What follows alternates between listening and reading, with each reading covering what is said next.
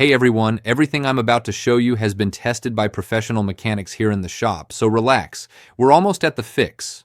If your Nissan Rogue suddenly shows the message "no key detected," don't panic or start blaming your key like it has a mind of its own.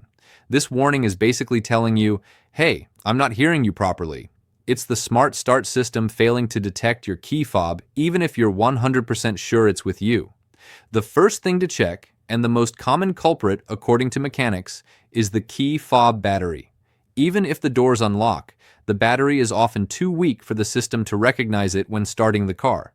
Replacing it with a fresh, high-quality battery usually fixes the problem instantly, and trust me, countless Rogue owners have confirmed this. If the fob battery is fine and the message still appears, the trick that helps most is holding the key directly over the start button.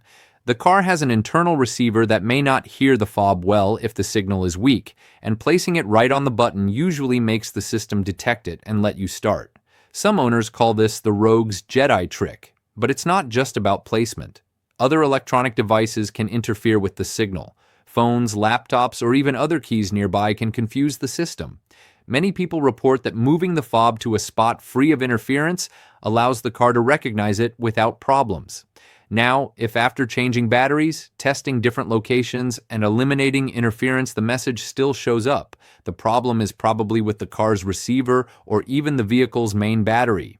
Some mechanics noticed that charging or replacing the 12-volt battery restored the system to perfect working order.